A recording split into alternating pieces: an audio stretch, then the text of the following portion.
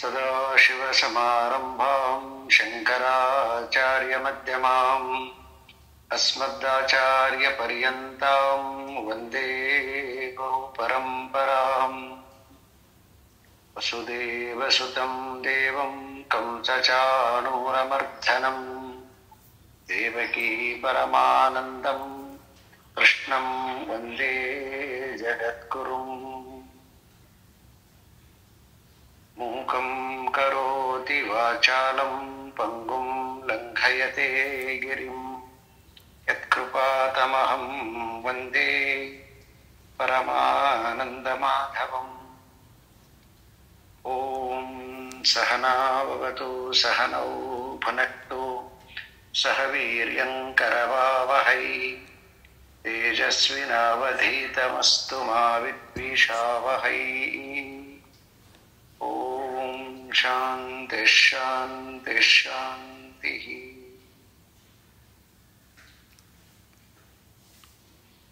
ಪರಮಾತ್ಮನ ಅನುಗ್ರಹದಿಂದ ಎಲ್ಲ ಭಗವದ್ಗೀತಾ ಶ್ರೋತೃ ವರ್ಗವೇ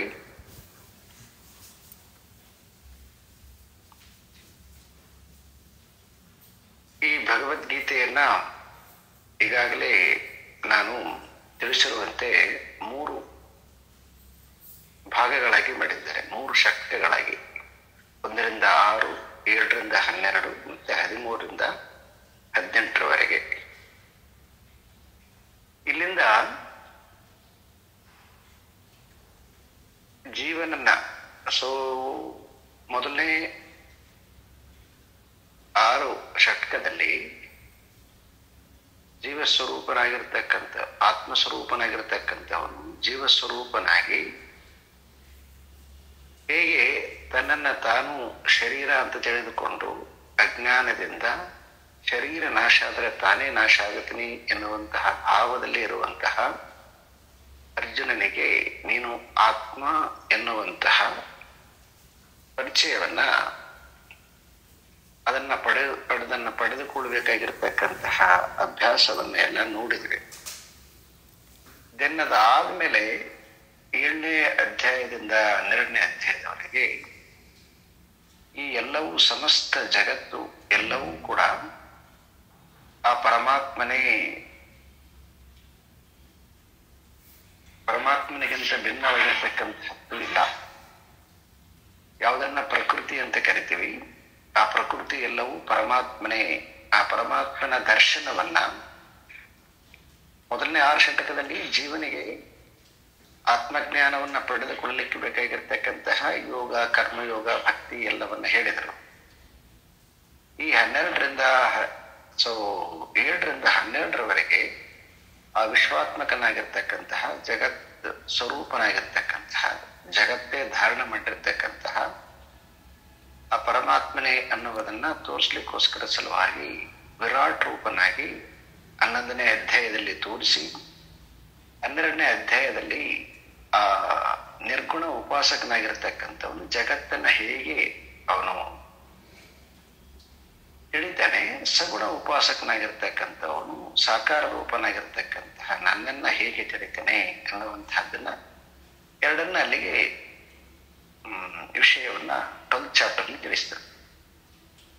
ಈ 13th ಚಾಪ್ಟರು ಇದು ಇಷ್ಟು ಏನು ಸಗುಣ ಮತ್ತು ನಿರ್ಗುಣ ಅಥವಾ ವ್ಯಕ್ತಿ ಮತ್ತು ಜಗತ್ತು ಅಂತ ಏನು ಈ ಭೇದ ಇದೆ ಅಲ್ವಾ, ಈ ಎಲ್ಲದನ್ನ ಈಗ ಸಮನ್ವಯ ಮಾಡ್ಬೇಕಾಗದ. ಸಮನ್ವಯ ಮಾಡಕ್ಕೋಸ್ಕರ ಸಲುವಾಗಿ ಯಾರು ಜೀವ ಅಂತ ಅನ್ಕೊಂಡಿದ್ದಾನೋ ಅವನ ಶರೀರ ಯಾವುದು ಜಗತ್ತಂತ ಕರಿತೀವಿ, ಆ ಶರೀರ ಜಗತ್ತಂದ್ರೆ ಒಂದು ಶರೀರ ಅಂತ, ಅದಕ್ಕೆ ಕ್ಷೇತ್ರ ಅಂತ ಹೇಳಿದ್ರು. ಹಾಗಾಗಿ ಈ ಜಗತ್ತು, ಜೀವ, ಈಶ್ವರ, ಈ ಶರೀರದ ಅಭಿಮಾನಿ ಹೇಗೆ ಜೀವನೋ ಹಾಗೆ ಜಗತ್ತಿನ ಅಭಿಮಾನಿ ಈಶ್ವರ. ಮತ್ತೆ ಜಗತ್ತಿನ ಅಭಿಮಾನಿ ಈಶ್ವರ ಅಂತ ಹೇಳಿದಾಗ ಅದರಲ್ಲಿ ದೇಹನೂ ಕೂಡ ಸೇರಿಕೊಳ್ತದೆ ಅಂತ ತಿಳ್ಕೊಂಡಿರ್ಬೇಕು. ಅವಾಗ ಏನಾಯ್ತು ಅಂತಂದ್ರೆ ಈಶ್ವರನೇ ಜಗನ್ನಿಯಾಮಕ ಅಂತ ಅರ್ಥ ಬರ್ತದೆ. ಇದನ್ನ ಇವ್ರು ಮಾಡಿದ್ದಾರೆ ಕ್ಷೇತ್ರ ಮತ್ತು ಕ್ಷೇತ್ರಜ್ಞ ಅಂತ ಮಾಡಿದ್ದಾರೆ. ಇದು ಈ 13th ಚಾಪ್ಟರ್ದ ವಿಶೇಷತೆ. ಕ್ಷೇತ್ರ ಕ್ಷೇತ್ರಜ್ಞ ಯೋರ್ ಜ್ಞಾನಂ ಯತ್ತ ಜ್ಞಾನಂ ಮತಂ ಮಮ. ಈ ಕ್ಷೇತ್ರ ಮತ್ತು ಕ್ಷೇತ್ರಜ್ಞ ಇವರ ಜ್ಞಾನವೇ ನನ್ನ ಜ್ಞಾನ, ಇದನ್ನ ತಿಳಿದ್ರೆ ನನ್ನನ್ನೇ ತಿಳಿದಂತೆ ಅನ್ನುವಂತಹದ್ದನ್ನ. ಸೊ ನಾವು ಇಂದಿನ ಉಪನ್ಯಾಸದಲ್ಲಿ ಈ ಶರೀರ ಅಂತಂದ್ರೆ ಏನು, ಈಶ್ವರ ಅಂತಂದ್ರೆ ಏನು ಅನ್ನುವಂತಹದ್ದನ್ನ ಸ್ವಲ್ಪ ಮಟ್ಟಿಗೆ ಅರ್ಥ ಮಾಡಿಕೊಂಡ್ರೆ, ಒಂದು ಶ್ಲೋಕವನ್ನು ತಗೊಂಡು ಸುಮ್ಮನೆ ಒಂದು ಪರಿಚಯವನ್ನು ಮಾಡಿದ್ವಿ. ಇವತ್ತು ಅದರ ಮುಂದುವರೆದಾಗಿ ಚಿಂತನೆಯನ್ನ ಮಾಡಲಿಕ್ಕೆ ಪ್ರಾರಂಭ ಮಾಡೋಣ. ಶ್ರೀ ಭಗವಾನುವಾಚ ಇದಂ ಶರೀರಂ ಕೌಂತೇಯ ಕ್ಷೇತ್ರಮಿತ್ಯಭಿಧೀಯತೆ ಏತದ್ಯೋ ವೇತ್ತಿ ತಂ ಪ್ರಾಹುಃ ಕ್ಷೇತ್ರಜ್ಞ ಇತಿ ತದ್ವಿದಃ. ಕ್ಷೇತ್ರಜ್ಞಂ ಚಾಪಿ ಮಾಂ ವಿದ್ಧಿ ಸರ್ವಕ್ಷೇತ್ರೇಷು ಭಾರತ ಕ್ಷೇತ್ರ ಕ್ಷೇತ್ರಜ್ಞಯೋರ್ ಜ್ಞಾನಂ ಯತ್ತ ಜ್ಞಾನಂ ಮತಂ ಮಮ. ಇದಂ ಶರೀರಂ ಕೌಂತೇಯ. ಹೇ ಕುಂತಿಯ ಪುತ್ರನೇ. ಕುಂತಿಯ ಪುತ್ರ ಅಂತ ಹೇಳಿದಾಗ ಬರೀ ಅರ್ಜುನ ಅಷ್ಟೇ ಅಲ್ಲ, ಇಡೀ ಪಾಂಡವರು ಕೌರವರು ಎಲ್ಲರೂ ಕೂಡ, ಪಾಂಡವರೆಲ್ಲರೂ ಕೂಡ 5 ಜನನು ಕೂಡ ಕೌಂತೇಯರು ಅಂತ ಸಂಬೋಧನೆ ಮೋಕ್ಷ ಧರ್ಮದಲ್ಲಿ ಭೀಷ್ಮರು ಮಾಡಿರ್ತಕ್ಕಂಥದ್ದನ್ನ ತಿಳಿಸಿದೆ. 5 ಜನಕ್ಕೂ ಕೂಡ ಕೌಂತೇಯ ಅಂತ ಸಂಬೋಧನೆ. ಇಲ್ಲಿ ವಿಶೇಷವಾಗಿ ಕೌಂತೇಯ ಅಂತಕ್ಕಂಥದ್ದನ್ನ ಉಪದೇಶ ನಿಮಿತ್ತವಾಗಿ ಅರ್ಜುನನನ್ನ ಇಲ್ಲಿ ಕೌಂತೇಯ ಅನ್ನುವಂಥದ್ದು. ಇದಂ ಶರೀರಂ, ಈ ಶರೀರ ಅಂತೇನಿದೆಯಲ್ವಾ, ಇದು ಶರೀರ ಅಂತಕ್ಕಂಥ ಕ್ಷೇತ್ರಂ ಇತಿ ಅಭಿಧೀಯತೆ, ಇದನ್ನ ಶರೀರ ಅಂತ ತಿಳಿ ಅಂತ ಹೇಳಿದ್ರು. ಈ ಕ್ಷೇತ್ರ ಅಂತಕ್ಕಂಥದ್ದು ಶರೀರ ಅಂತಾನು ಹೇಳಿದೆ. ಮತ್ತೆ ಆಮೇಲೆ ಇನ್ನೊಂದು ರೀತಿಯಾಗಿ ಭೂಮಿ ಅಂತಾನು ಕೂಡ ಹೇಳಿದ್ವಿ. 2 ರೀತಿಯಾಗಿರ್ತಕ್ಕಂಥ, ಜೀವನಿಗೆ ಹೋಲಿಸಿದಾಗ ಇದು ಶರೀರವಾದ್ರೆ, ಈಶ್ವರನಿಗೆ ಹೋಲಿಸಿದಾಗ ಶರೀರ ಅಂತಕ್ಕಂಥದ್ದು ಭೂಮಿಯವನಿಗೆ ಶರೀರವಾಗುತ್ತೆ. ಏತದ್ಯೋ ವ್ಯಕ್ತಿತಂ ಪ್ರಾಹುಃ ಕ್ಷೇತ್ರಜ್ಞ ಇತಿ ತದ್ವಿದಃ. ಈ ಕ್ಷೇತ್ರ, ಇದು ಶರೀರಕ್ಕೆ ಕ್ಷೇತ್ರ ಅಂತ ಕರೆದರು. ಈ ಜಗತ್ತಿಗೆ ವಿಶ್ವಾತ್ಮಕನಾಗಿರ್ತಕ್ಕಂಥ ಈಶ್ವರನನ್ನ ಕ್ಷೇತ್ರಜ್ಞ ಅಂತ ಕರೆದರು.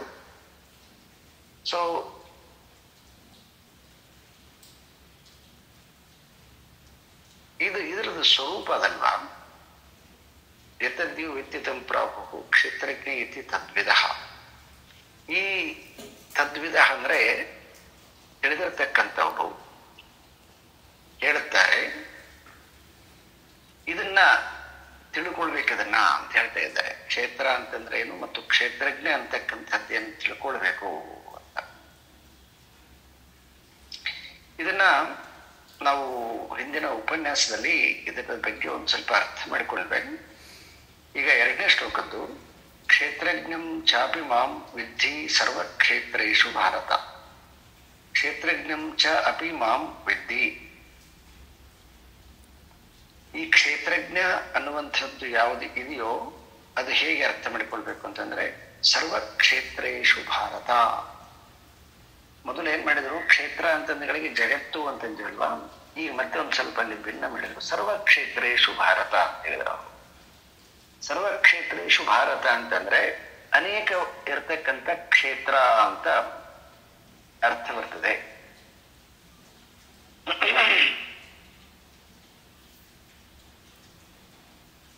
ಇಲ್ಲಿ ನಾವು ಈ ಜಗತ್ತು ಅಂತ ಹೇಳಿದಾಗ ಈ ಜಗತ್ತನ್ನ ಮತ್ತೆ ಬಲ್ಲವರು ಏನ್ ಮಾಡಿದ್ದಾರೆ ಅಂತಂದ್ರೆ 2 ಭಾಗ ಮಾಡಿದ್ದಾರೆ. ಒಂದು ಚೇತನ ಮತ್ತೊಂದು ಅಚೇತನ ಅಂತ. ಚೇತನವಾಗಿರ್ತಕ್ಕಂತಹದ್ದು ಯಾವುದು ಸ್ವತಂತ್ರವಾಗಿ ಉಸಿರಾಟಕ್ಕೆ ತಾನು ಉಸಿರಾಟ ಮಾಡ್ತಾ ಇದ್ದೀನಿ ಅಂತ ಅನ್ಕೊಂಡು ತನ್ನನ್ನ ತಾನು ನಿರ್ವಹಣೆ ಮಾಡಿಕೊಳ್ತಕ್ಕಂಥದ್ದು, ಚೇತನವಾಗಿರ್ತಕ್ಕಂಥದ್ದು ಯಾವುದನ್ನ ಇದೆಲ್ಲನೂ ಒಂದು ಭಾಗ ಮಾಡಿದ್ರು. ಮತ್ತೆ ಅಚೇತನವಾಗಿರ್ತಕ್ಕಂಥದ್ದನ್ನ ಒಂದು ಭಾಗ ಮಾಡಿದ್ರು. ಅಚೇತನವಾಗಿರ್ತಕ್ಕಂಥದ್ದು ಯಾವುದಂತಂದ್ರೆ ಕಲ್ಲು, ಮಣ್ಣು, ಸೊ ಇದೆಲ್ಲನೂ ಕೂಡ ಅಚೇತನದಲ್ಲಿ ಸೇರಿಸಿದ್ದಾರೆ. ಚೇತನ ಅಂತಂದ್ರೆ ಇಲ್ಲಿ ಯಾವುದು ಜೀವ ಚೇತನವಾಗಿದೆಯೋ, ಮರ, ಪ್ರಾಣಿ, ಪಕ್ಷಿ, ಮನುಷ್ಯ ಅಂತ ಈ ಭಾಗ ಮಾಡಿದರು. ಮತ್ತೆ ಈ ಭಾಗ ಮಾಡಿದ ಮೇಲೆ ಮತ್ತೆ ಇಲ್ಲಿ ಚೇತನಗಳಲ್ಲಿ ವಿಶೇಷ ಚೇತನ ಅಂತ ಮತ್ತೆ ಮನುಷ್ಯರನ್ನ ಸಪರೇಟ್ ಆಗಿ ಮಾಡಿದ್ದಾರೆ. ಇದು ಎಲ್ಲವೂ ಸುಮ್ಮನೆ ಒಂದು ಒಂದು ಐಡಿಯಾ, ಅಂದ್ರೆ ಎಲ್ಲ ಸುಮ್ಮನೆ ನೋಡ್ಲಿಕ್ಕೆ ಒಂದೇ ಕಂಡ್ರು ಎಷ್ಟು ಬೇರೆ ಬೇರೆ ಇದೆ ಅರ್ಥ ಮಾಡಿಕೊಳ್ತಾ ಹೋದ ಹಾಗೆ ಅಂತ. ಸೊ ಹಾಗಾಗಿ ಇಲ್ಲಿ ಸರ್ವಕ್ಷೇತ್ರೇಶು ಭಾರತ ಅಂತಂದ್ರೆ ಯಾವುದು ಚೇತನವಾಗಿ ಕಾಣ್ತಕ್ಕಂತಹ ಜೀವಿಗಳಿದಾವೋ ಮತ್ತು ಯಾವುದು ಅಚೇತನವಾಗಿದೆಯೋ ಈ ಎಲ್ಲಾ ಚೇತನ ಅಚೇತನಗಳಿಗೆ ಎಲ್ಲವೂ ಕೂಡ ಕಾರಣನಾಗಿರ್ತಕ್ಕಂಥವನು ಆ ಕ್ಷೇತ್ರಜ್ಞ ಅಂತ.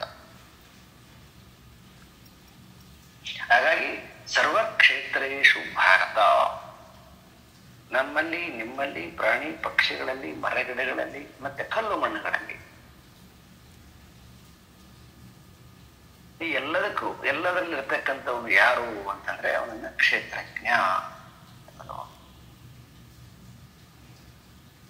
ಕ್ಷೇತ್ರಜ್ಞಯೋರ್ ಜ್ಞಾನಂ ಯತ್ತ ಜ್ಞಾನಂ ಮತಂ. ಈ ಕ್ಷೇತ್ರ ಮತ್ತು ಕ್ಷೇತ್ರಜ್ಞರ ಈ ಎರಡರ ಏನೋ ಒಂದು ಸ್ವರೂಪ ಇದೆಯಲ್ವಾ, ಈ ಸ್ವರೂಪದ ಜ್ಞಾನವನ್ನ ಈ ತಿಳಿದವನು ನನ್ನನ್ನೇ ತಿಳಿದಂತೆ. ನಾವು ಕ್ಷೇತ್ರಜ್ಞ ಅಂತಂದಗಳಿಗೆ ಈಶ್ವರ ಅಂತ ಕರೀತೀವಲ್ವಾ, ಮತ್ತೆ ಈಶ್ವರನಿಗಿಂತ ಮಿಗಿಲಾಗಿರ್ತಕ್ಕಂಥದ್ದು ಇನ್ನೊಂದು ಯಾವುದು ಅಂತ ಕೇಳಿದ್ರೆ ಈ ಕ್ಷೇತ್ರಜ್ಞಕ್ಕೆ ಅತೀತವಾಗಿರ್ತಕ್ಕಂಥದ್ದು ಒಂದು ಪರಮಾತ್ಮ ವಸ್ತು ಅಂತ ಏನು ಕರಿತೀವಿ.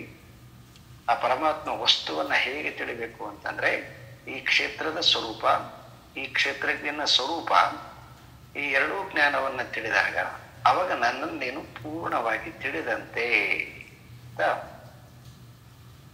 ಈ ಶ್ಲೋಕದ ಅರ್ಥ. ಹೀಗೆ ಎಲ್ಲಾ ಕಡೆ ಆ ಪರಮಾತ್ಮನೇ ಇದ್ದಾನೆ ಅನ್ನುವಂತಹದ್ದನ್ನ, ಯಾಕಂದ್ರೆ ಸರ್ವಕ್ಷೇತ್ರೇಶು ಭಾರತ ಅಂತ ಏನು ವ್ಯಾಖ್ಯಾನ ಮಾಡಿದಾರೋ ಆ ವ್ಯಾಖ್ಯಾನಕ್ಕೆ ಅನೇಕ ಮಹನೀಯರು ಅದನ್ನ ಪ್ರೂವ್ ಮಾಡಕ್ಕೋಸ್ಕರ ಸಲುವಾಗಿ ಭಾಷ್ಯಗಳನ್ನ ಬರೆದಿದ್ದಾರೆ. ಒಂದು ದೇವ ಮನುಷ್ಯಾದಿ ಸರ್ವಕ್ಷೇತ್ರೇಷು ವಿದಿತೃತ್ವೈಕಾಕಾರಂ ಕ್ಷೇತ್ರಜ್ಞಂ ಚ ಮಾಂ ವಿದ್ಧಿ ಮತ್ತಾತ್ಮಕಂ ವಿದ್ಧಿ ಕ್ಷೇತ್ರಜ್ಞಂ ಚಾಪಿ ಇತಿ ಅಪಿ ಶಬ್ದಾತ್ ಕ್ಷೇತ್ರಂ ಅಪಿ ಮಾಂ ವಿದ್ಧಿ ಇತಿ ಉಕ್ತಂ ಇತಿ ಗಮ್ಯತೆ. ಯಥಾ ಕ್ಷೇತ್ರಂ ಕ್ಷೇತ್ರಜ್ಞ ವಿಶೇಷಣ ಸ್ವಭಾವತಯ ಪೃಥಕ್ ಸಿದ್ಧೇಃ ತತ್ ಸಮಾನಾಧಿಕರಣ್ಯೇನ ಇವ ನಿರ್ದೇಶಂ ತಥಾ ಕ್ಷೇತ್ರಂ ಕ್ಷೇತ್ರಜ್ಞಂ ಇತಿ ಅಂತ ಹೇಳ್ತಾ, ಯಹ ಪೃಥಿವ್ಯಾಂ ತಿಷ್ಟನ್ ಪೃಥಿವ್ಯಾ ಅಂತರೋ ಯಂ ಪೃಥಿವೀ ನ ವೇದ್ಯಶ್ಚ ಪೃಥಿವೀ ಶರೀರಂ ಯಹ ಪೃಥಿವೀಂ ಅಂತರೋ ಅಯಂ ಇತಿ ಸತ ಆತ್ಮ ಅಂತರ್ಯಾಮಿ ಅಮೃತಃ ಅಂತ ಈ ಬೃಹದಾರಣ್ಯಕ ಉಪನಿಷತ್ತಿನ 2-3 ಉಪನಿಷತ್ತುಗಳನ್ನ ಇಲ್ಲಿ ಅವರು ರೆಫರೆನ್ಸ್ಗೆ ಇಡೀ ಉಪನಿಷತ್ತು ಈ ಜಗತ್ತಿನ ಉತ್ಪತ್ತಿಯ ಬಗ್ಗೆ ಏನು ಹೇಳುತ್ತೋ ಆ ಎಲ್ಲ ಉಪನಿಷತ್ತುಗಳನ್ನ ಇಲ್ಲಿ ನಮಗೆ ತಿಳ್ಕೊಳ್ಳೋಕ್ಕೋಸ್ಕರ ಸಲುವಾಗಿ ಕೊಟ್ಟಿದ್ದಾರೆ. ಅಷ್ಟು ಎಲ್ಲ ಉಪನಿಷತ್ತುಗಳನ್ನ ಅದರ ವಿಷಯವನ್ನ ಮತ್ತೆ ಬೇರೆ ಬೇರೆ ರೀತಿಯಾಗಿ ನಾವು ಅರ್ಥ ಮಾಡಿಕೊಳ್ಬೇಕಾಗತ್ತೆ.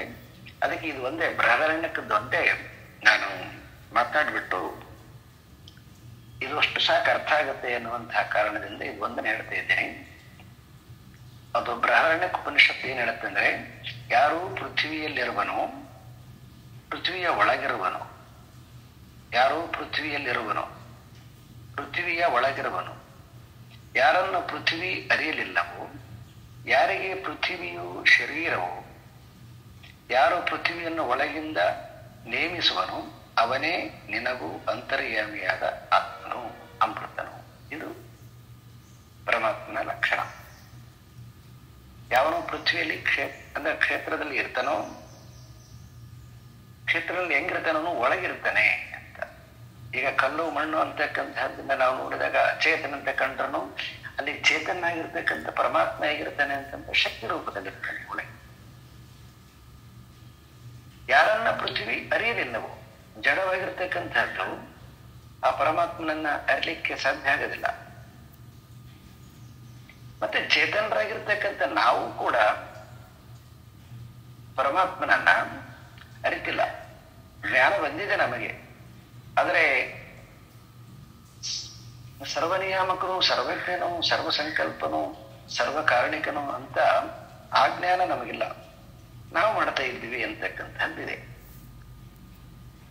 ಅದಕ್ಕೆ ಹೇಳ್ತಿದ್ದಾರೆ ಅವರು, ಯಾರಿಗೆ ಪೃಥ್ವಿಯು ಶರೀರವೋ ಅವನಿಗೆ ಇದು ಶರೀರ, ಆ ಈಶ್ವರನಿಗೆ ಇದು ಶರೀರ. ಯಾರು ಪೃಥ್ವಿಯನ್ನ ಒಳಗಿಂದ ನೇಮಿಸುವನು ಅವನು ಹೊರಗಡೆ ಕಾಣೋದಿಲ್ಲ, ಇದರ ಎಲ್ಲ ಚಲನೆಗೆ ಅವನು ಕಾರಕನಾಗಿದ್ದಾನೆ. ಅವನೇ ನಿನಗೂ ಅಂದ್ರೆ ಮತ್ತೆ ಇಲ್ಲಿ ಜೀವರಿಗೆ ಹೇಳ್ತಾ ಇದ್ದಾರೆ, ಅವನೇ ನಿನಗೂ ಅಂತರ್ಯಾಮದ ಆತ್ಮನು ಅಮೃತನು. ಯಾವನು ಆತ್ಮನಲ್ಲಿರುವನೋ ಆತ್ಮನಿಗಿಂತ ಬೇರೆಯಾಗಿರುವನು, ಯಾರನ್ನು ಆತ್ಮನು ಅರಿಯಲಿಲ್ಲವೋ. ಇದು ಮನುಷ್ಯರಿಗೆ ಹೇಳ್ತಕ್ಕ. ಯಾರಿಗೆ ಆತ್ಮನು ಶರೀರವೋ, ಯಾರು ಆತ್ಮನನ್ನು ಒಳಗಿಂದ ನೇಮಿಸೋನೋ ಅವನೇ ಎನ್ನುವ ಅಂತರ್ಯಾಮಿಯಾದ ಆತ್ಮನು ಅಮೃತನು. ಈ ಬೃಹದಾರಣ್ಯಕ ಉಪನಿಷತ್ತು ಜಗತ್ತಿಗೆ ಮತ್ತು ಜೀವರಿಗೆ ಎರಡು ರೀತಿಯಾಗಿ ಉಪದೇಶ ಮಾಡಿತು. ಆ ಕ್ಷೇತ್ರಜ್ಞನಿಗೆ ಈ ಜಗತ್ತೇ ಅವನಿಗೆ ಶರೀರ ಅಂತ. ಈ ಶರೀರವನ್ನ ನಿಯಮಿಸುವನಂದ್ರೆ ಇಡೀ ಜಗತ್ತೆಲ್ಲವನ್ನ ನಿಯಮಿಸುವವನು ಕೂಡ ಅವನೇ. ಅವನೇ ಒಳಗಡೆ ಇದ್ದುಕೊಂಡು ಎಲ್ಲ ಕ್ರಿಯೆಗಳಿಗೆ, ಕ್ರಿಯಾಕಾರಕಗಳಿಗೆ ಕಾರಣನಾಗ್ತಾನೆ. ಹಾಗೆ ಈ ಶರೀರದಲ್ಲಿ ಕೂಡ ಇದ್ದು ಅವನು ಕೂಡ ಈ ಶರೀರವನ್ನ ನಿಯಮಿಸ್ತಾನೆ. ಹಾಗಾಗಿ ಅವನು ಕೂಡ ಈ ಶರೀರಕ್ಕೆ ನಿಯಾಮಕನಾಗ್ತಾನೆ. ಆ ಕಾರಣದಿಂದ ಈ ಕ್ಷೇತ್ರಜ್ಞನನ್ನು ತಿಳಿಬೇಕು ನಾವು ಅಂತ ಹೇಳ್ತಾ ಇದ್ದಾರೆ. ನಾನು ಭಗವದ್ಗೀತೆಯನ್ನ ಮೊದಲು ಒಂದ್ಸಾರಿ ರಮಣಶ್ರೀ ಲೇಔಟ್ ಅಲ್ಲಿ ಮಾಡಿದ್ವಿ. ಆ ರಮಣಶ್ರೀ ಲೇಔಟ್ ಅಲ್ಲಿ 144 ಉಪನ್ಯಾಸಗಳು ಮಾಡಿದ್ವಿ ಭಗವದ್ಗೀತೆ ಮೇಲೆ. ಇಡೀ ಗೀತೆಯನ್ನ ಮುಗಿಸ್ತೇವೆ 144 ಉಪನ್ಯಾಸಗಳಿಂದ. ಆದ್ರೆ ಈಗ 2ನೇ ಸಾರಿ ಭಗವದ್ಗೀತೆಯನ್ನ ಶುರು ಮಾಡಿದ್ದೀವಿ. ಈಗ 13 ಚಾಪ್ಟರ್ ಬಂದಿದ್ದೀವಿ. ಇಲ್ಲಿ ಕೂಡ 144 ಉಪನ್ಯಾಸಗಳು ಇಲ್ಲಿಗೆ ಮುಗಿದಿದ್ದಾವೆ. ಅಂದ್ರೆ ಅರ್ಥ ಏನು ಅಂದ್ರೆ ಅವಾಗ ನಾವು ಅರ್ಧ ಅಂದ್ರೆ ಪೂರ್ಣ ಮಾಡಿಲ್ಲ ಅಂತ ಅರ್ಥ ಬರ್ತದ? ಹಾಗಲ್ಲ. ಒಂದು ವಿಷಯವನ್ನ ಎರಡು ರೀತಿಯಾಗಿ ಹೇಳುವಂತಹ ವಿಧಾನ. ಈಗ ಒಂದು ಮನೆ ಅಂತ ಮನೆ ಒಳಗಡೆಗೆ sit out, kitchen, bedroom, store room, bathroom, rest room ಅಂತ ಹೀಗೆ ಒಂದು ಪರಿಚಯ ಮಾಡತಕ್ಕಂಥದ್ದು. ಇದು ಸಂಕ್ಷಿಪ್ತ ಪರಿಚಯ.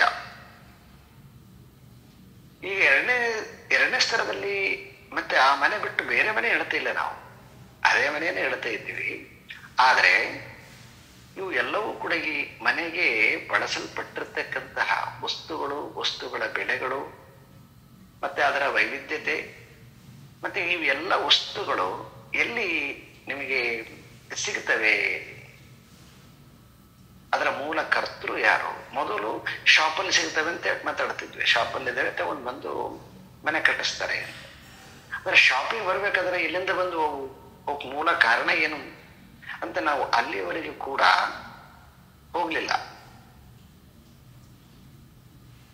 ಯಾಕೆ ಇಷ್ಟೆಲ್ಲ ತಿಳ್ಕೊಳ್ಬೇಕು ಅಂತಂದ್ರೆ ಮೊದಲು ಒಂದು ಸಾಮಾನ್ಯ ಜ್ಞಾನ ಬೇಕಾಗತ್ತೆ. ಆ ಸಾಮಾನ್ಯ ಜ್ಞಾನ ಬಂದ ಮೇಲೆ ಅವಾಗ ನಮಗೆ ಪ್ರವೇಶ ಆಗತ್ತೆ. ಅಂದ್ರೆ ಇನ್ನು ಹೆಚ್ಚಿಗೆ ತಿಳ್ಕೊಳ್ಳೋದು ಪ್ರವೇಶ ಆಗುತ್ತೆ. ಆಗ ಮತ್ತೆ ವಿಶೇಷ ಜ್ಞಾನದ ಕಡೆಗೆ ಹೋಗ್ಬೇಕು.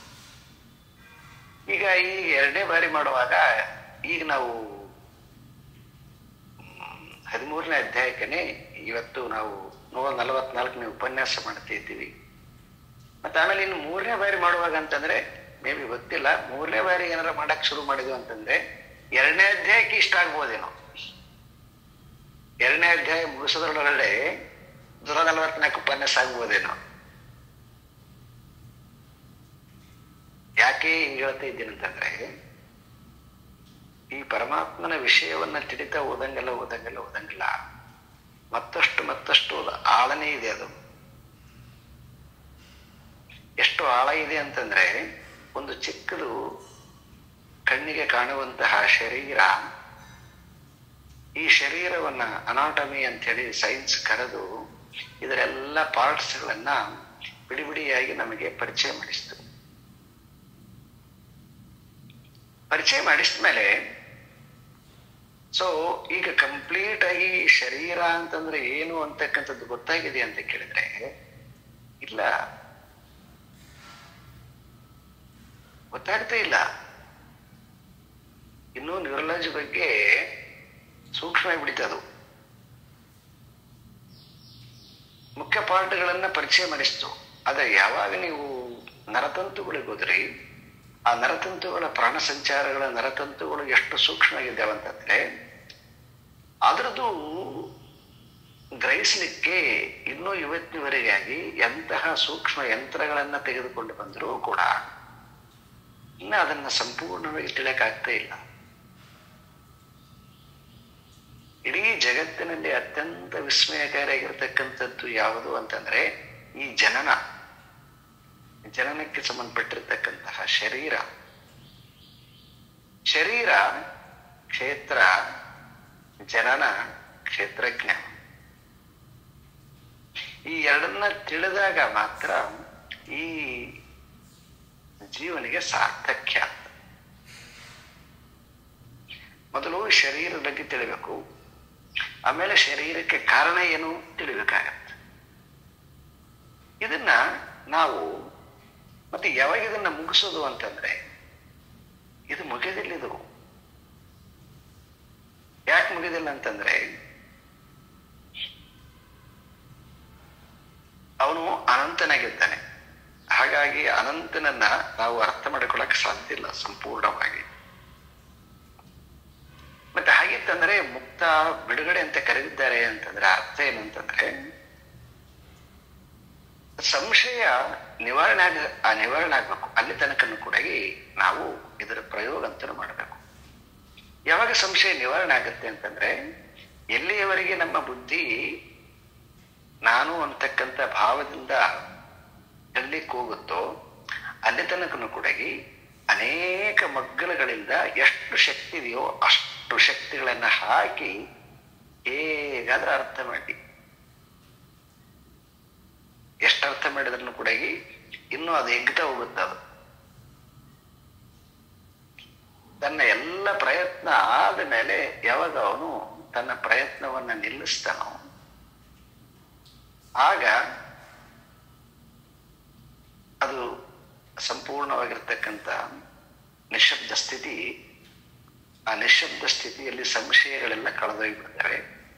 ಆ ನಿಸ್ಸಂಶಯವಾಗಿರ್ತಕ್ಕಂತಹ ಸ್ಥಿತಿ ಅದು ಪ್ರಾಪ್ತಿ ಆಗತ್ತೆ. ಅವಾಗ ತನ್ನ ಎಲ್ಲ ದ್ವಂದ್ವಗಳಿಂದ ಬಿಡುಗಡೆಯನ್ನ ಪಡಿತಾನೆ. ಆ ಕಾರಣದಿಂದ ನಾವು ನಮಗೆಷ್ಟು ಬುದ್ಧಿ ಇದೆಯೋ ಅಷ್ಟು ತನಕ ಇದನ್ನ ತಿಳಿತಾ ಹೋಗ್ಬೇಕು. ಆ ಕಾರಣದಿಂದ ಅವಾಗ ಮಾಡಿದ್ದನು ಸರಿನೇ, ಈಗ ಮಾಡೋದನ್ನು ಸರಿನೇ, ಮತ್ತೆ ಇನ್ನು ಮುಂದೆ ಮಾಡೋದನ್ನು ಕೂಡ ಸರಿನೇ ಇರ್ತದೆ. ಎಲ್ಲಿ ತನಕ ಅಂತಂದ್ರೆ ನಾವು ಈ ಸಂಶಯಗಳನ್ನ ದಾಟ ತನಕನೂ ಕೂಡ ಇದನ್ನ ತಿಳಿತಾನೆ ಇರಬೇಕು.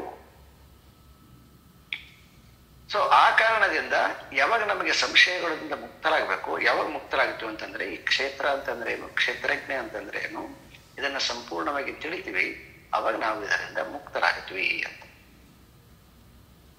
ಈ ಪರ್ಟಿಕ್ಯುಲರ್ ಆಗಿ ಈ ಚಾಪ್ಟರ್ ಇದು ಬಹಳ ವಿಶೇಷವಾಗಿರ್ತಕ್ಕಂಥದ್ದು. ಇದು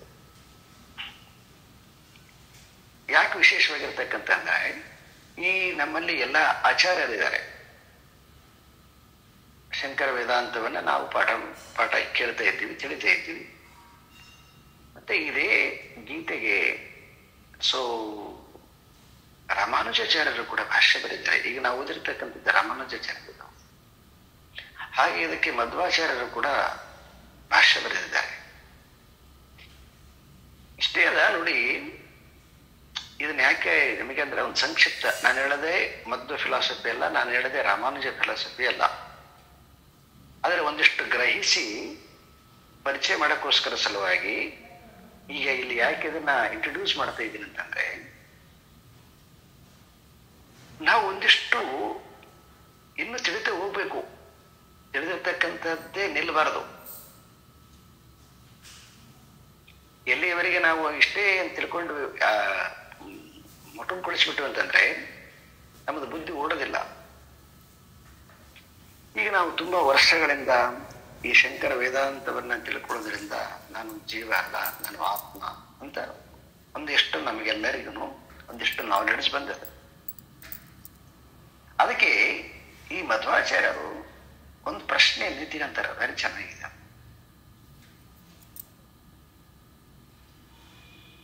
ಈ ಜಗತ್ತೆಲ್ಲವೂ ಪರಮಾತ್ಮ. ಸುಮ್ಮನೆ ಕೇಳ್ಕೊಂತ ಹೋಗ್ರಿ, ಆಮೇಲೆ ಬೇಕಾದ್ರೆ ನಿಮಗೆ ಡೌಟ್ ಬಂದ್ರೆ ಡಿಸ್ಕಸ್ ಮಾಡಬಹುದು. ಮೋಸ್ಟ್ಲಿ ನಿಮಗೆ ಡೌಟ್ ಬರ್ಲಿಕ್ಕಿಲ್ಲ ಅಂತ ಅನ್ಸುತ್ತೆ. ಯಾಕಂತಂದ್ರೆ ನೀವು ಓದೋದಿಲ್ಲಲ್ವಾ. ಫಸ್ಟ್ ಆಫ್ ಆಲ್ ಪಾಠ ಕೇಳಿ ಇದನ್ನೇ ಮುಗಿದ್ಮೇಲೆ ಅಷ್ಟೇ, ನಿಮಗೆ ಗೀತೆಗೆ ಸಂಬಂಧ ಇಲ್ಲ,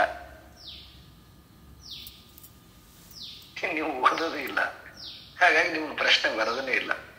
ಈಗ ನಾನೇ ಕ್ರಿಯೇಟ್ ಮಾಡಿ ಹೇಳ್ಬೇಕು ಸುಮ್ಮನೆ, ಆದ್ರೂ ನನ್ನ ಕರ್ತವ್ಯ ಹೇಳ್ಬೇಕು.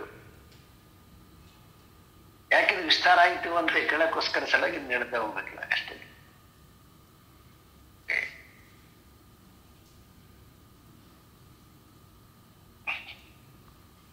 ಪರಮಾತ್ಮ ತಾನು ಒಬ್ಬನೇ ಇದ್ದ.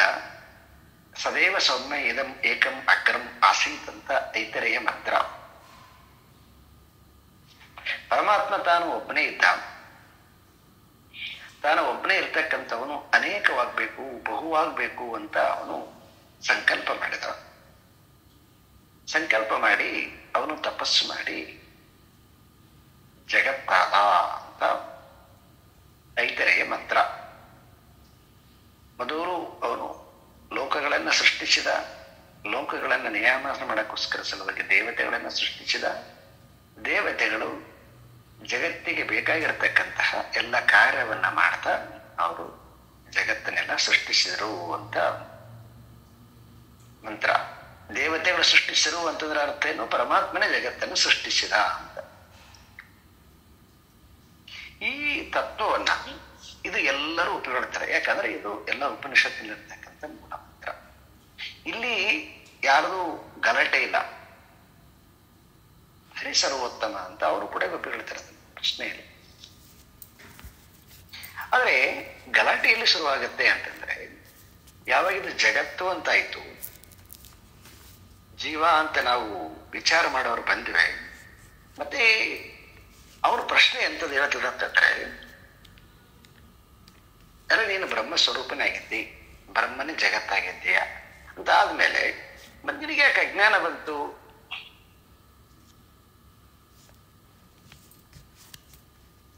ಯಾಕಂದ್ರೆ ಬ್ರಹ್ಮನಿಂದ ಬಂದಿರತಕ್ಕಂಥವನು ಮಾವಿನ ಮರದಿಂದ ಮಾವಿನ ಹಣ್ಣು ಬಂದ್ರೆ, ಮಾವಿನ ಹಣ್ಣಿಗೆ ನಾನು ಮಾವಿನ ಹಣ್ಣಿನಕ್ಕಿಂತ ಭಿನ್ನ ಇಲ್ಲ, ನಾನು ಬೇರೆ ಮಾವಿನ ಹಣ್ಣು ಅಂತ ಅದಕ್ಕೇನು ಸಂಶಯ ಬರ್ತದ?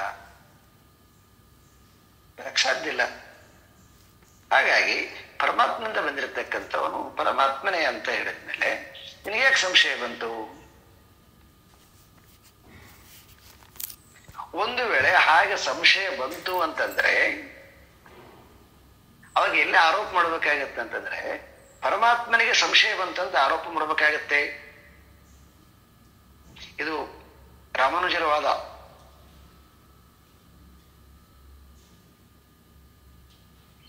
ಪರಮಾತ್ಮನಿಗೆ ಸಂಶಯ ಬಂದಿತ್ತಂದ್ರೆ ಅದೇ ಪರಮಾತ್ಮನಿಗೆ ಯಾಕೆ ಹಿಂಗೆ ಹೇಳ್ತಾನೆ? ಇದು ಕ್ಷೇತ್ರ, ಇದು ಕ್ಷೇತ್ರಜ್ಞ, ಇದನ್ನ ತಿಳಿ ಅಂತ ಹೇಳ್ತಾನೆ. ಮತ್ತೆ ತಿಳಿ ಅಂತ ಹೇಳಿದ್ಮೇಲೆ ಅವನಿಗೆ ಜ್ಞಾನ ಇರೋದ್ರಿಂದ ತಾನೇ ಇದಕ್ಕಿಂತ ಆಚೆ ಇರೋನ್ ತಾನೆ ಅವನು. ಆಚೆ ಇರೋದ್ರಿಂದ ಅವನು ಉಪದೇಶಕ್ಕೋಸ್ಕರವಾಗಿ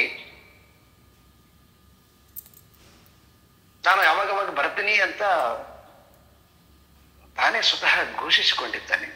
ಅಂತ ಪರಮಾತ್ಮನಿಗೆ ಅಜ್ಞಾನ ಇರಕ್ ಸಾಧ್ಯ? ಸೊ ಹಾಗಾಗಿ ಯಾವುದನ್ನ ನಾವು ಅಜ್ಞಾನ ಅಂತ ಕರಿತೀವಿ, ಯಾವುದನ್ನ ನಾವು ಮಿಥ್ಯಾಜ್ಞಾನ ಅಂತ ಕರಿತೀವಿ, ಸೊ ಇದು ಎಲ್ಲನೂ ಕೂಡ ಇದು ಶಾಸ್ತ್ರಕ್ಕೆ ವಿರುದ್ಧವಾಗತ್ತೆ.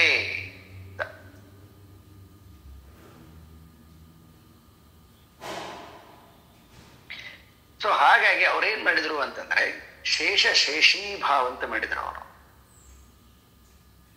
ಶೇಷಿ ಭಾವ ಅಂತ ಮಾಡಿದ್ರು. ಶೇಷಿ ಭಾವ ಅಂತ ಮಾಡಿ ಈ ಜಗತ್ತು ಅನ್ನುವಂತಹದ್ದು ಯಾವುದು ಇದೆಯೋ ಇದು ಆ ಪರಮಾತ್ಮ ತಾನೇ ಸೃಷ್ಟಿ ಮಾಡಿರೋದ್ರಿಂದ ಈ ಜಗತ್ತು ಅವನ ಶರೀರ.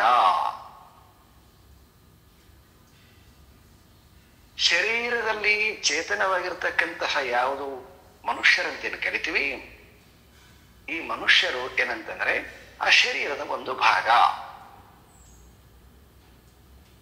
ಇದನ್ನೇಂತಕ್ಕಾದ್ರು ಶೇಷಿ ಭಾವ.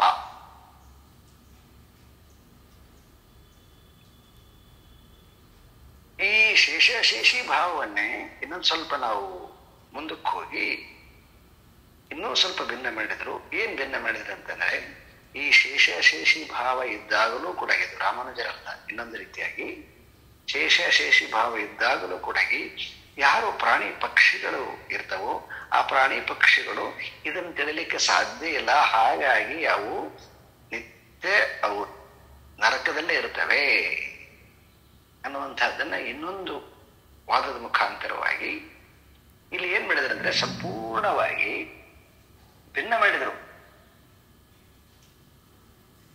ಪ್ರಾಣಿಗಳೇ ಬೇರೆ, ಮನುಷ್ಯರೇ ಬೇರೆ, ಪಕ್ಷಿಗಳೇ ಬೇರೆ, ಮರಗಳೇ ಬೇರೆ, ಭೂಮಿನೇ ಬೇರೆ.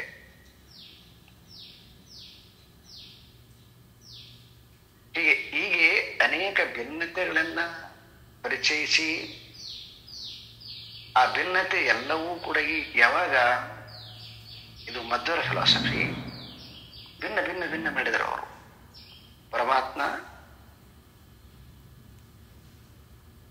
ಪರಮಾತ್ಮ ಜೀವ ಭೇದ ಅಂತ ಮಾಡಿದರು. ಪರಮಾತ್ಮ ಬೇರೆ ಮತ್ತೆ ಜೀವರಿಗೆ ಭೇದ ಇದೆ, ಮೊದಲನೇ ಭೇದ. ಆಮೇಲೆ ಜೀವ ಭೇದ ಅಂತ ಮಾಡಿದರು. ಒಂದು ಜೀವಕ್ಕಿಂತ ಇನ್ನೊಂದು ಜೀವಿಗಳಿಗೆ ಭೇದ ಅದ, ಎರಡನೇ ಭೇದ. ಇನ್ನು ಮೂರನೇ ಭೇದವನ್ನು ಮಾಡಿದರು. ಅದೇನ್ ಮಾಡಿದಾರೆ ಅಂದ್ರೆ ಜೀವ ಮತ್ತು ಜಡ ಅಂತ ಮಾಡಿದರು ಅವರು. ಜೀವರಿಗೆ ಮತ್ತು ಜಡಕ್ಕೆ ಇರ್ತಕ್ಕಂಥ ಭೇದ ಅಂತ ಮಾಡಿದರು. ಇನ್ನು ನಾಲ್ಕನೇ ಭೇದ ಮಾಡಿದ್ರು, ಜಡ ಭೇದ ಮಾಡಿದ್ರು. ಮತ್ತೆ ಐದನೇ ಭೇದ ಮಾಡಿದ್ರು, ಜಡ ಪರಮಾತ್ಮನಿಗೆ ಭೇದ ಅಂತ ಮಾಡಿದರು. ಇದು ಮಾಧ್ವ ಫಿಲಾಸಫಿ. ಮೂಲ ಮಾಧ್ವ ಫಿಲಾಸಫಿ ನಡತೆಯಲ್ಲ, ಸುಮ್ಮನೆ ಪರಿಚಯಾತ್ಮಕವಾಗಿರ್ತಕ್ಕಂಥ ಮಾಧ್ವ ಫಿಲಾಸಫಿಯನ್ನ ಈ ರಾಮಾನುಜಾಚಾರ್ಯರು ಏನ್ ಮಾಡಿದ್ರು ಅಂತಂದ್ರೆ ಇಲ್ಲಿ ಶೇಷಿ ಭಾವ ಅಂತ ಹೇಳಿದ್ನಲ್ವ, ಜಗತ್ತಂತಕ್ಕಂಥದ್ದು, ಜಗತ್ತು ಶರೀರ, ಅವನ ಶರೀರ ಇದು. ಈ ಶರೀರದಲ್ಲಿ ಜೀವ ಅಂತಕ್ಕಂಥವನು ಶೇಷಿಯವನು, ಅವನು ಶೇಷ, ಅವನು ಪರಮಾತ್ಮ.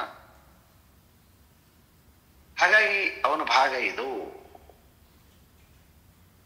ಹಾಗಾಗಿ ಯಾರು ಜೀವರು ಅಂತ ಕರಿತೀವಿ, ಈ ಜೀವರು ಪರಮಾತ್ಮನಾಗ್ಲಿಕ್ಕೆ ಸಾಧ್ಯ ಇಲ್ಲ. ಒಂದು ಭಾಗ ಪರಮಾತ್ಮಂಗೆ ಆಗಕ್ಕೆ ಸಾಧ್ಯ ಇದೆ.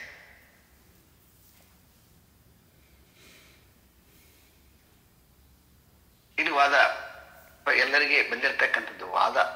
ಆಚಾರ್ಯಗಳಿಗೆ ಎಲ್ಲಿ ಡಿಫರೆನ್ಸ್ ತೋರಿಸ್ತಾರೆ ಅಂತಂದ್ರೆ ಇಲ್ಲಿ ಅವ್ರದಿರ್ತಕ್ಕಂಥ. ಸೊ ಹಾಗಾಗಿ ಅವರು ತುಂಬಾ ಚೆನ್ನಾಗಿ ಲಾಜಿಕ್ ಚೆನ್ನಾಗಿದೆ ಅವ್ರದ್ದು. ಹಾಗಾಗಿ ಪರಮಾತ್ಮನಿಗೆ ಅಜ್ಞಾನ ಇಲ್ಲ, ಪರಮಾತ್ಮನಿಗೆ ಅಜ್ಞಾನ ಇತ್ತಂದ್ರೆ ಅವನ ಹೆಂಗೆ ಬೋಧಿಸ್ತಿದ್ದ. ಹಾಗಾಗಿ ಅವನು ಯಾವಾಗಲೂ ಜ್ಞಾನ ಸ್ವರೂಪ. ಯಾರು ಈ ಜೀವರಂತ ಕರಿತೀವಿ, ಜೀವರಗಳಲ್ಲಿ ಸ್ವಭಾವತಃ ಗುಣಗಳಿಂದ ಇರೋದ್ರಿಂದ ಅವರಿಗೆ ಈ ಸುಖ ದುಃಖ ಅಂತಕ್ಕಂಥದ್ದಿದೆ. ಮತ್ತೆ ಇವರೆಲ್ಲರೂ ಕೂಡ ಇದಂ ಶರೀರಂ ಕೌಂತೆಯ ಕ್ಷೇತ್ರಂ ಇತ್ಯವಿಧೀಯತೆ ಅಂತ ಏನ್ ಹೇಳಿದ್ವಿ ನಾವು. ಇದು ಎಲ್ಲವೂ ಕೂಡ ಮತ್ತೆ ಮುಂದೆ ಬರ್ತದೆ ಇನ್ನೊಂದು, ಪ್ರಕೃತಿಂ ಪುರುಷಂ ಚೈವ ವಿದ್ಧಿ ಅನಾಧಿ ಉಭಾವಪಿ ಅಂತ ಇದೇ ಚಾಪ್ಟರ್ ಅಲ್ಲಿ ಮುಂದೆ ಒಂದು ಬರ್ತದೆ.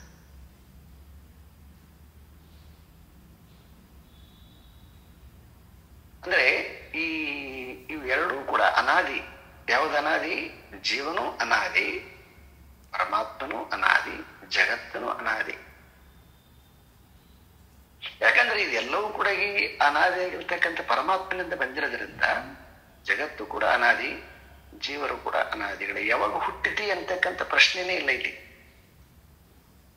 ಮತ್ತೆ ಹುಟ್ಟಿತಿ ಅಂತಕ್ಕಂಥರ ಅರ್ಥ ಏನು ಅಂತಂದ್ರೆ ಪರಿಚಯಾತ್ಮಕವಾಗಿರ್ತಕ್ಕಂಥ, ಬೋಧನಾತ್ಮಕವಾಗಿ ತಿಳಿಸಕ್ಕೋಸ್ಕರ ಸಲುವಾಗಿ ಹೇಳಿರ್ತಕ್ಕಂಥದ್ದು.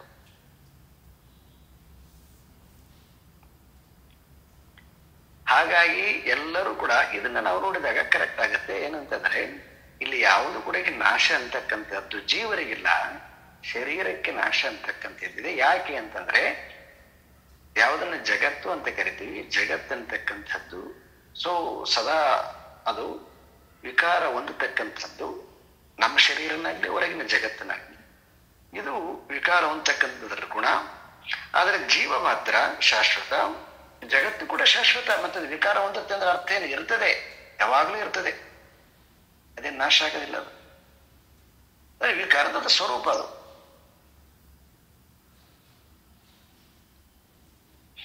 ಮತ್ತೆ ಹಾಗಿತ್ತಂದ್ರೆ ಏನಕ್ಕೋಸ್ಕರ ನಾವು ಪರಮಾತ್ಮನ ತಿಳಿಬೇಕು ಅಂತಂದ್ರೆ, ಈ ಶರೀರದಲ್ಲಿ ಇದ್ದು ಶರೀರದ ಅಭಿಮಾನವನ್ನ ತಾಳಿ ಶರೀರವೇ ನಾನು ಅನ್ಕೊಂಡಿರ್ತಕ್ಕಂತಹ ಜೀವನಿಗೆ ಈ ಸುಖ ದುಃಖ ಅಂತಕ್ಕಂಥದ್ದು ಸಹಜವಾಗಿ ಗಂಟು ಬಿಡುತ್ತೆ.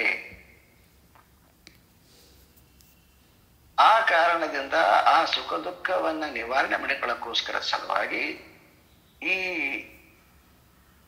ಜೀವ ಅಂದ್ರೇನು, ಜಗತ್ತು ಅಂತಂದ್ರೆ ಏನು ಅಂತ ಅರ್ಥಕೊಂಡಿವಂತಂದ್ರೆ ಅವಾಗ ಎಲ್ಲ ಸುಖ ದುಃಖಗಳಿಗೆ ಪರಮಾತ್ಮನೇ ಏನಾಗ್ತದೆ? ಎಲ್ಲ ಸುಖ ದುಃಖಗಳಿಗೆ ನನ್ನ ಅಜ್ಞಾನವೇ ಕಾರಣ ಆಗ್ತದೆ.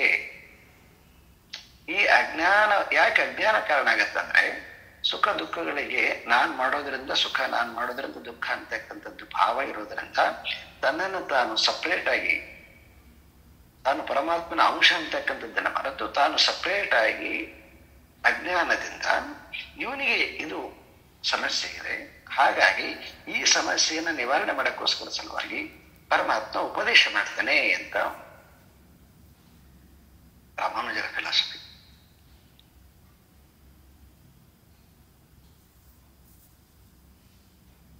ಇದು ನೋಡಿ ಎಲ್ಲಾ ಫಿಲಾಸಫಿಗಳಲ್ಲಿ ಒಂದು ರೀತಿಯಾಗಿರ್ತಕ್ಕಂಥದ್ದು. ಈ ಜೀವನಿಗೆ ಸುಖ ದುಃಖ ಅಂತಕ್ಕಂಥದ್ದು ಒಟ್ಟಾರೆ ನೋಡೋಣ ಅಂತೀವಾಗ. ಸುಖ ದುಃಖ ಅಂತಕ್ಕಂಥದ್ದು ಸಹಜವಾಗಿರ್ತಕ್ಕಂಥ. ಯಾಕಂದ್ರೆ ಅವನು ಶರೀರದಿಂದ ಶರೀರಕ್ಕೆ ಹೋಗ್ತಾನೆ, ಇನ್ನೊಂದು ಶರೀರಕ್ಕೆ ಹೋಗ್ತಾನೆ. ಹಾಗಾಗಿ ಅವನಿಗೆ ಮರಣ ಇಲ್ಲ ಅಂತಕ್ಕಂಥದ್ದು ಸ್ಪಷ್ಟವಾಗಿದೆ. ನಮ್ಮ ಭಾರತೀಯ ತತ್ವಶಾಸ್ತ್ರದಲ್ಲಿ ಯಾರು ಪುನರ್ಜನ್ಮವನ್ನು ನಂಬುತ್ತಾರೆ ಅವರಿಗೆ ಇದು ಹೇಳ್ಬೇಕಾಗಿರ್ತಕ್ಕಂಥದ್ದು. ಹಾಗಾಗಿ ಜೀವನಿಗೆ ಮರಣ ಇಲ್ಲ, ಜೀವ ಶಾಶ್ವತ.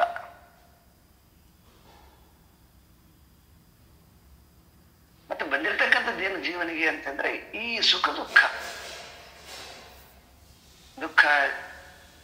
ಏನು ಇದೆಯಲ್ವಾ, ಈ ದುಃಖದಿಂದ ಅವನು ಬಿಡುಗಡೆ ಆಗ್ಬೇಕಾಗಿಲ್ಲ.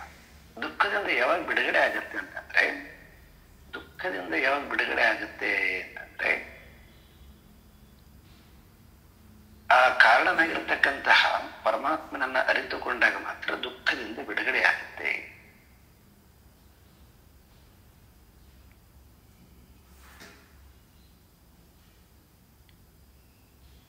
ಇದು ಎಲ್ಲಾ ಫಿಲಾಸಫಿಗಳಲ್ಲಿ ಸರಿಯಾಗಿದೆ.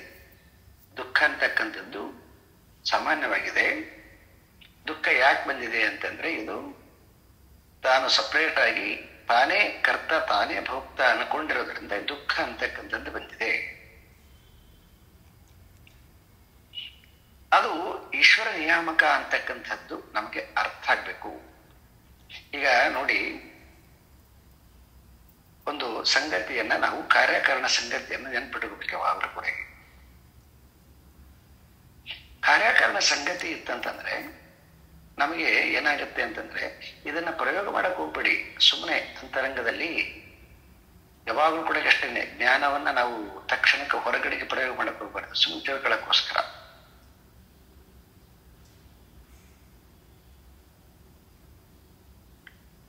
ಈಗ ಈ ಶಾಪ ಅಂತ ಬರ್ತದೆ ನಮ್ಮ ಎಲ್ಲ ಕಥೆಗಳಲ್ಲಿ.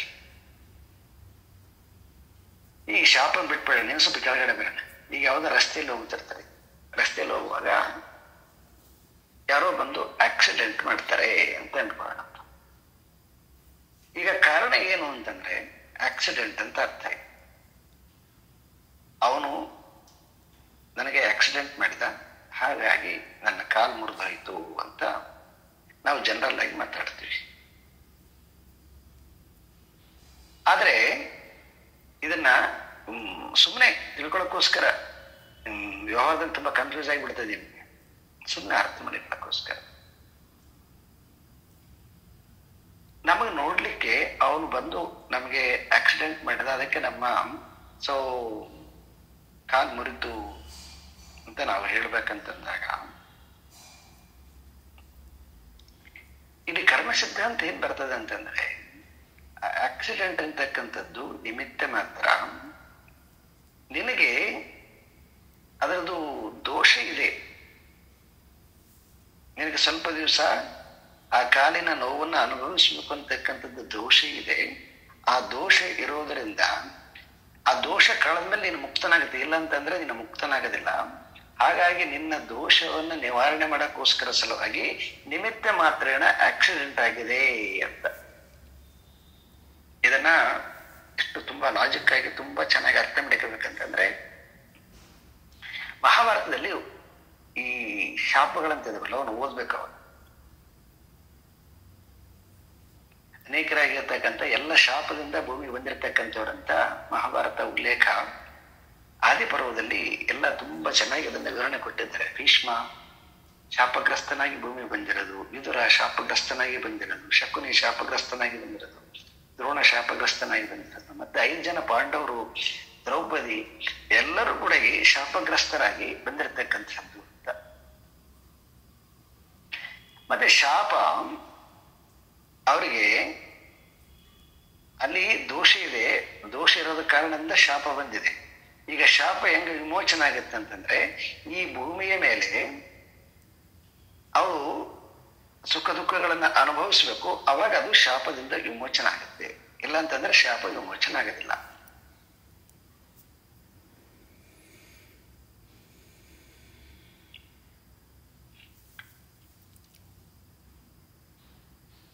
ಇಲ್ಲಿ ನೋಡಿದಾಗ ಏನಾಯ್ತು ಅಂತಂದ್ರೆ, ಅಲ್ಲಿ ಕೊಟ್ಟಿರ್ತಕ್ಕಂಥದ್ದು ಶಾಪ ಇವನ ಪಾಪದಿಂದ ವಿಮುಕ್ತಿ ಆಗ್ಲಿಕ್ಕೆ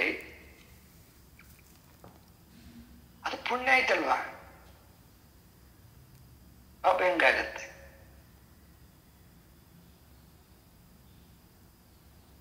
ಯಾಕಂದ್ರೆ ಅವ್ನು ಬಿಡುಗಡೆ ಆಗ್ಬೇಕಲ್ವಾ? ಹಾಗಾಗಿ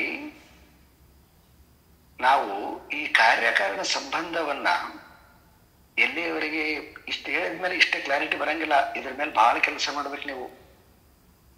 ಯಾಕಂದ್ರೆ ಇಷ್ಟೇ ಜ್ಞಾನ ಮತ್ತೆ ನಿಮಗೆ ಗೊಂದಲ ಉಂಟು ಮಾಡುತ್ತಾ, ಬಹಳ ಡಿಟೇಲ್ ಆಗಿ ಅಧ್ಯಯನ ಮಾಡಬೇಕು. ಅಧ್ಯಯನ ಮಾಡಿದಾಗ ಗೊತ್ತಾಗುತ್ತೆ ಯಾವುದನ್ನ ನಾವು ದುಃಖ ಅಂತ ಕರಿತೀವಿ, ಆ ದುಃಖ ಅಂತಕ್ಕಂಥದ್ದು ನಮಗೆ ಅದು ವರ ಅಂತ ಪರಿಣಾಮ ಆಗುತ್ತೆ. ಅದು ಇವತ್ತೇನೆಲ್ಲ ಸಫರ್ ಮಾಡ್ತಿದ್ವಿ ಅಂತ ಅನ್ಕೊಳ್ತೀವಿ, ಅದೆಲ್ಲ ಸಫರ್ ಏನಕ್ಕೋಸ್ಕರ ಅಂತಂದ್ರೆ ಅದರಿಂದ ಹೊರಗಡೆ ಬರೋಕ್ಕೋಸ್ಕರವಾಗಿ ಅಂತ ಅರ್ಥ ಆಗ್ತದೆ.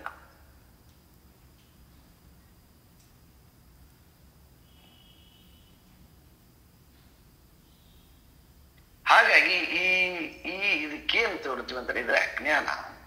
ಈ ಅಜ್ಞಾನ ಇರೋದ್ರಿಂದನೇ ನಮಗೆ ಯಾರೋ ಒಬ್ರು ಆಕ್ಸಿಡೆಂಟ್ ಮಾಡಿದ್ರು, ಅದಕ್ಕೆ ನಮ್ಮ ಕಾಲು ಮುರಿದೋಯ್ತು ಅಂತ ಇಷ್ಟಕ್ಕೆ ಸೀಮಿತ ಮಾಡಿದ್ವಿ ಅಂತಂದ್ರೆ ಅವಾಗ ಅವ್ರ ಮೇಲೆ ನಾವು ಸದಾ ದೂರ್ತೀವಿ ನಾವು. ಮತ್ತೆ ಅವನಿಗೂ ಕೂಡ ಅಯ್ಯೋ ನಾನು ಹೀಗೆ ಮಾಡಿಬಿಟ್ಟೆ ಅಂತ ಅವನು ಯಾವಾಗಲೂ ಕೂಡ ಸಫರ್ ಮಾಡ್ತಿರ್ತಾನೆ. ಈ ಸಫರ್ ಇಂದ ಹೊರಗಡೆ ಬರಬೇಕು ಅಂತಂದ್ರೆ ಅವನಿಗೂ ಆ ಜ್ಞಾನ ಬೇಕು, ಇವನಿಗೂ ಈ ಜ್ಞಾನ ಬೇಕು. ಯಾವಾಗ ನಮಗೆ ಈ ಜ್ಞಾನ ಬರ್ತದೆ ಅವಾಗ ನಾವು ಈ ದೋಷದಿಂದ ಹೊರಗಡೆ ಬರ್ತೀವಿ. ನಮಗೆಲ್ಲರಿಗೂ ಕೂಡ ಈ ಸಮಸ್ಯೆಗಳು, ಸಿಚುವೇಶನ್ಗಳು ಪರಿಹರಿಸಕ್ಕೆ ಬರದೇ ಇರತಕ್ಕಂತಹ ಅನೇಕ ರೀತಿಯಾಗಿರ್ತಕ್ಕಂತಹ ಏನೇನೋ ಅದೇ ಜೀವನದಲ್ಲಿ ಪ್ರತಿಯೊಬ್ಬರಿಗೆ ಇವನ್ನೆಲ್ಲನೂ ನಾವು ನಮ್ದೇ ಆಗಿರ್ತಕ್ಕಂಥ ಒಂದು ಸಿಂಪಲ್ ದೃಷ್ಟಿಯಿಂದ ನೋಡಿದಾಗ ಇವು ದೊಡ್ಡವಾಗಿ ಕಾಣಿಸ್ತಾವ. ಆದ್ರೆ ಇವನ್ನೆಲ್ಲ ವಿಶಾಲವಾಗಿ ನೋಡ್ಬೇಕು. ಇವನ್ನ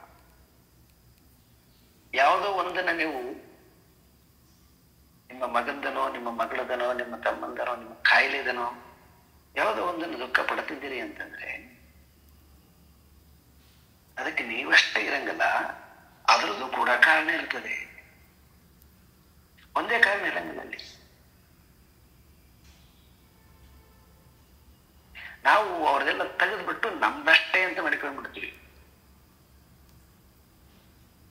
ಅದಕ್ಕೆ ಶರೀರ ಅಂತಕ್ಕಂಥದ್ದು ನಾವು ಅಂತ ಅನ್ಕೊಂಡಿವಿ ಅಂತಂದ್ರೆ ಅದರ ಶರೀರದಲ್ಲಿ ಅನೇಕ ರೀತಿಯಾಗಿರ್ತಕ್ಕಂಥ ಜೀವಾಣುಗಳು ಅದನ್ನ ಅವು ತಿಳ್ಕೊಂಡಿದ್ದಾವೆ. ಸುಮಾರು ದಿನಗಳಿಂದ ಅವದೇವ ಈ ಶರೀರದಲ್ಲಿ ಔಟ್ರಕ್ಕೆ ಅದು ಇದು ಅವಕ್ಕ ಶರೀರ ಹೆಂಗ ಒಂದು ದೊಡ್ಡ ಮರದಲ್ಲಿ ಅನೇಕ ರೀತಿಯಾಗಿರ್ತಕ್ಕಂತಹ ಪಕ್ಷಿಗಳು ಗೂಡು ಕಟ್ಟಿಕೊಂಡು ಆ ಗೂಡೆ ತಮ್ಮ ಮನೆ ಅನ್ಕೊಂತವು.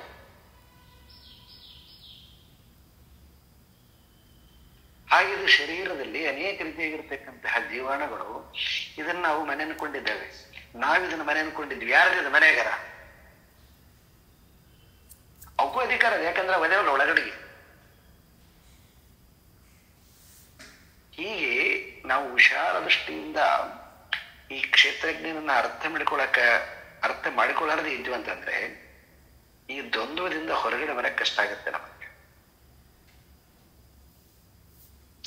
ಸೊ ಆ ಕಾರಣದಿಂದ ನಾವು ಇಲ್ಲಿ ಅಜ್ಞಾನದಿಂದ ನಾವು ದುಃಖಕ್ಕೆ ಒಳಗಾಗಿದ್ದೀವಿ.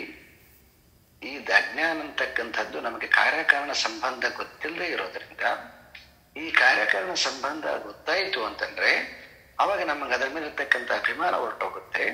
ಅಭಿಮಾನ ಹೊರಟೋದಾಗ ಎಲ್ಲವೂ ಕೂಡ ಈಶ್ವರಮಯ ಅಂತ ಗೊತ್ತಾಗುತ್ತೆ, ಎಲ್ಲವೂ ಪರಮಾತ್ಮನೇ ಅಂತಕ್ಕಂಥದ್ದು ಗೊತ್ತಾಗುತ್ತೆ. ಯಾವಾಗ ಪರಮಾತ್ಮನೇ ಅಂತಕ್ಕಂಥದ್ದು ಗೊತ್ತಾದ್ಮೇಲೆ ಹೆಂಗ ಕಲ್ಲಿಗೆ ಕಠಿಣವಾಗಿರ್ತಕ್ಕಂಥದ್ದು ಸ್ವಭಾವವು, ನೀರಿಗೆ ಹರಿತಕ್ಕಂಥದ್ದು ಸ್ವಭಾವವು, ಹೀಗೆ ಶರೀರಕ್ಕೆ ಶರೀರ ತಗೊಂಡಾಗ ಶರೀರ ಬದಲಾವಣೆ ಆಗತಕ್ಕಂಥದ್ದು, ಜರ ನೋವು ಆಗ್ತಕ್ಕಂಥದ್ದು ಕೂಡ ಅದು ಶರೀರ ಧರ್ಮ ಆಗುತ್ತೆ. ಈ ಶರೀರದ ಅಭಿಮಾನವನ್ನ ನೀನು ಕಳಚಿದಾಗ ಪರಮಾತ್ಮನ ಅಂಶ ನೀನಾದಾಗ ಅವಾಗ ನಿನಗೆ ಇದರಿಂದ ಬಿಡುಗಡೆ ಆಗತ್ತೆ. ಪರಮಾತ್ಮನೇ ನೀನು ಅಂತಂದಾಗ, ಪ್ರತಿ ಕಣವೂ ಕೂಡ ನೀನೇ ಅಂತಂದಾಗ ಅವಾಗ ಸೊ ಇದೆಲ್ಲವೂ ಕೂಡ ಇದು ಪಾರ್ಟ್ ಆಫ್ ದಿ ಲೈಫ್ ಆಗುತ್ತೆ.